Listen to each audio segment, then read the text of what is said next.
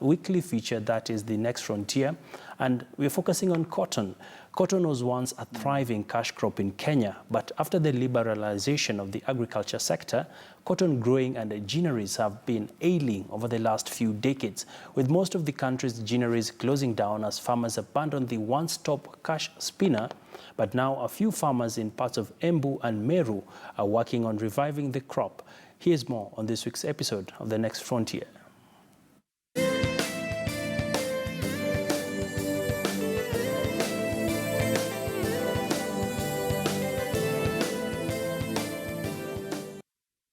The textile industry in Kenya has a lot of opportunities because the country does not meet its quota in the African Growth and Opportunities Act to access the markets in America.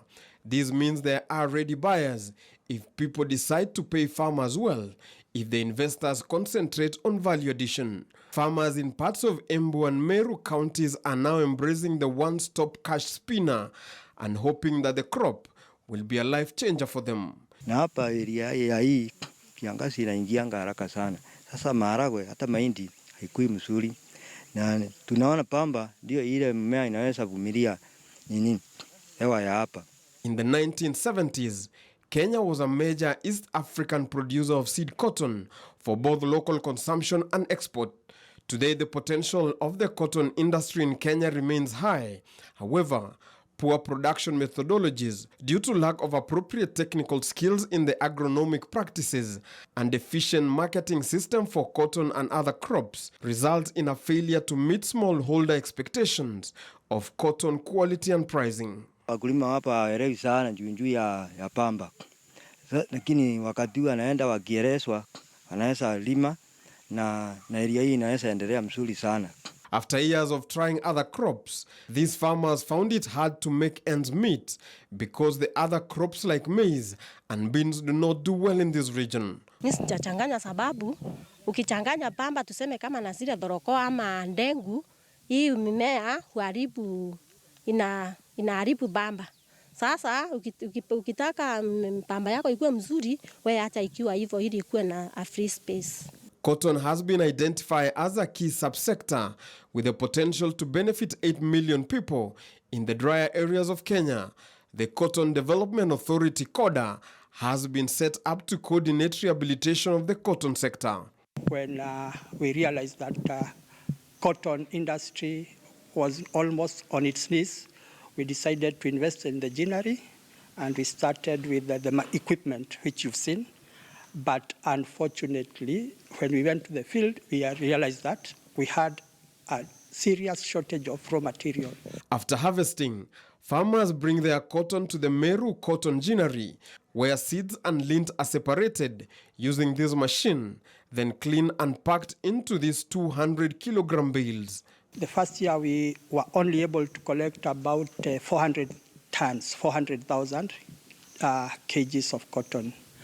That is 2014. In 2015, we improved a bit. We went to about 500.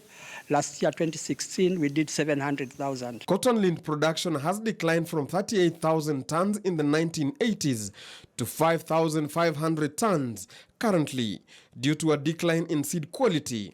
Yet the cotton textile sector is projected to create 90,000 jobs in the value chain and impact more than 50,000 cotton growers, up from the current 28,500. If you compare our production to what Tanzania is doing, Tanzania is doing 450,000 bales, the bales you are seeing there.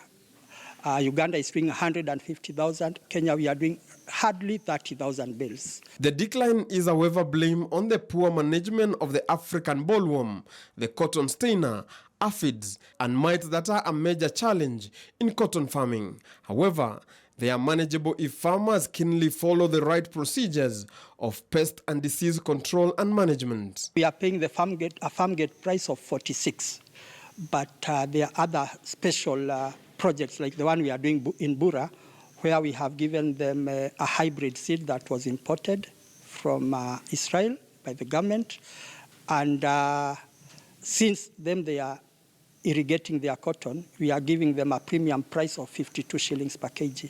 Cotton in Kenya is grown in Nyanza, Western, Coast, Central, Eastern and Rift Valley regions, largely under rainfall conditions. Cotton in Kenya is mainly grown by small-scale farmers in marginal and arid areas on small land holdings, averaging about an acre. It is estimated that Kenya has 200,000 small-scale farmers. The introduction of the second-hand clothes in the country in the late 80s and early 90s is blamed for the death of the textile industry and the cotton sector in the country. But now farmers in Embu and parts of Meru are trying to revive the sector by going back and growing cotton in their farms. Philip Keitany for the Next Frontier.